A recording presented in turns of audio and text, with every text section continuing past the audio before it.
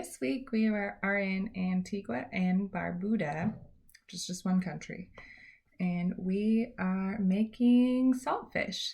So the saltfish here in this bag has to soak overnight, hence why I am in my pajamas. So I just wanted to make sure that I showed you guys this step of the process so you know. There's lots of different ways to desalt the saltfish. This seems the easiest to me. Basically, you just take the fish. I've got some salted cod here. And the salting is just like a way of preserving it. You take the salted cod and you stick it in a bowl, cover it with cold water, and stick it in the fridge overnight. All right, so the time has come to start the saltfish and fungi. I have my fish right here. Nikki World is coming at you from my kitchen table today because I have injured my foot. I dropped a 100-pound table on it today, so it's very bruised and owie. So my husband is making me keep it elevated, so here I am with my elevated foot at the table. So I'm gonna get started with the saltfish. So I think that all the skin and bones are out of here, but it needs to be cut up into smaller chunks for this meal. It said either shredded or cut into small chunks. I probably could shred it. So the salt, what it does is kind of like cooks it. Sort of, it's cured in the salt, so it cooks it.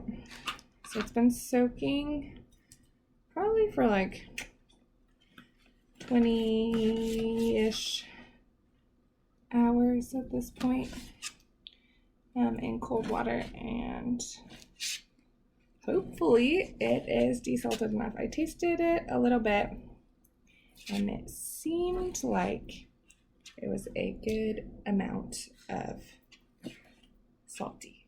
Not too salty, but just salty enough. Alright, so I have everything mise en place. I've got my cod, my tomatoes, my habaneros. I did 3 of them. I hope it's not too much. My green onions, my thyme, my regular onions. So typically they have these sliced instead of diced, but I already had diced onions and it doesn't make a difference in the flavor, so we're just going with it. I thought while I am sitting here I could give you guys some fun facts about Antigua and Barbuda. So Antigua and Barbuda is one country. It's made up of 2 large islands, Antigua and Barbuda, and a bunch of smaller islands. Super fun fact, they have this mountain there, and it's the highest peak on all the islands, and it used to be known as Boggy Peak. But in 2009, on President Obama's birthday, they decided that they were going to rename it, so now it's Mount Obama. Guess they love Obama in Antigua and Barbuda. Another fun fact is that its nickname is Land of 365 Beaches. One of the most famous beaches is located on Barbuda. It is a pink sand beach, and the sand is kind of like a rosé color because of the coral around the island that has washed up onto the beach, and it makes the sand kind of pink. Another thing, they love cricket there. It's their national sport. And I think the only, I have 2 more fun facts for you. One of them is that they don't have a consistent freshwater source. There's no rivers or lakes. It's all just the salt water around it, so they have to desalinate their water there. And Christopher Columbus, spent some time on the island. He found it in 1493. So there you go, some fun facts about Antigua and Barbuda. My husband is going to help me with the cooking today so that I can continue to keep my foot elevated and hope that the swelling goes down enough for me to put a shoe on it tomorrow. We'll see. All right, so you can see my foot is up, so I'm coaching him on how to do this. So he's got a cup of onions. He's gonna put it in a pan that's been heating with some oil in it. Nice. Chef. Yeah, this serves a double purpose because he was just telling me this week how he wanted to learn how to cook better. So here we go. All right, so you're going to stir those around until they start getting kind of see-through-ish. With your fingers. Yeah, that's perfect. My brain froze there for a second. Happens to me all the time. My foot is not actually as close to the food as it looks in this camera angle.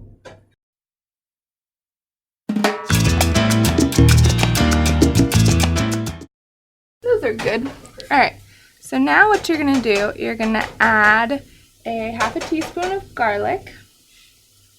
Actually, just kidding. Add the thyme first. Wash is over there, though. All of this? Yeah. And then we're gonna cook that for about a minute. Jump it.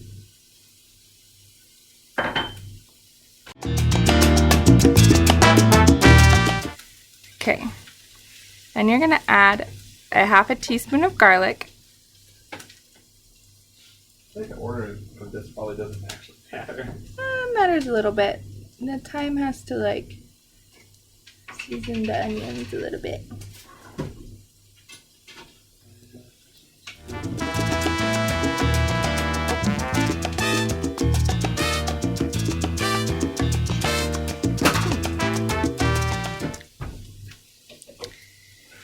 Then you're gonna put in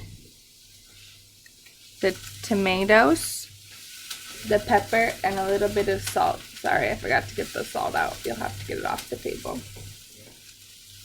Buddy, this is not gonna work.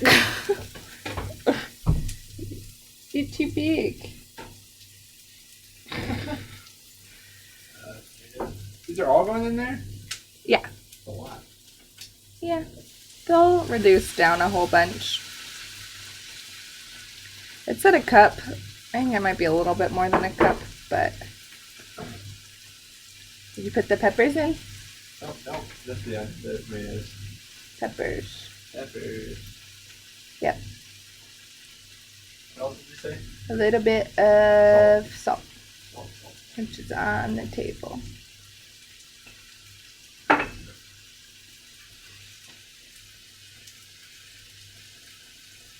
Salt. Salt. Okay. All right, now. I have salted the food. Excellent. Saute it for 1 to 2 minutes.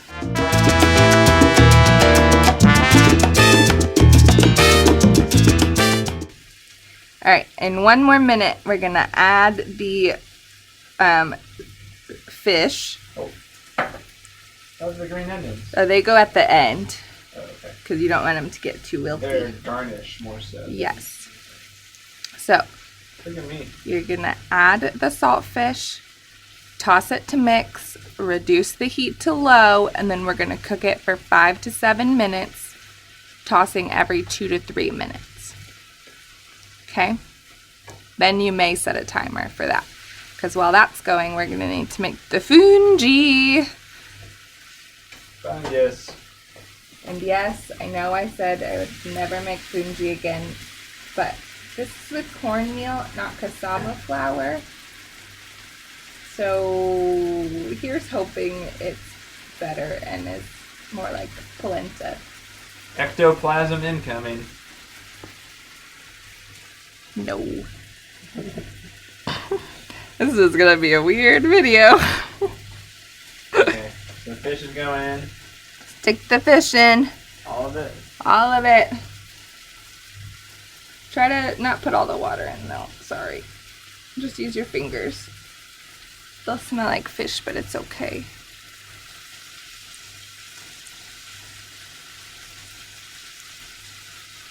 Saltfish, saltfish, it's better be good. The ending for this one because we're just doing this together. So this fungi starts with the cornmeal in the pot. Then we gradually add the water, whisking the whole time.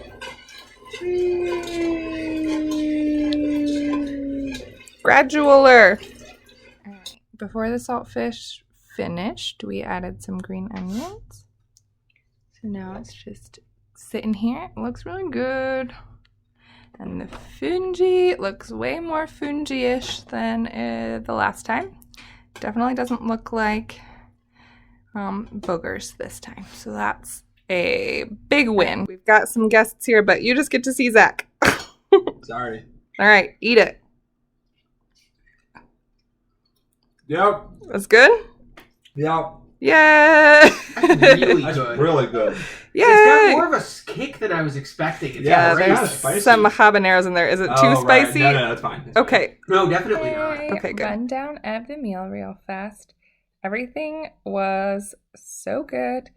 I used 3 habaneros, which was maybe a little bit too many for my husband. He said it was good, but it was like borderline for his spice level.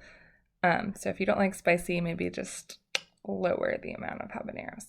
And fungi round 2 was edible. Yay!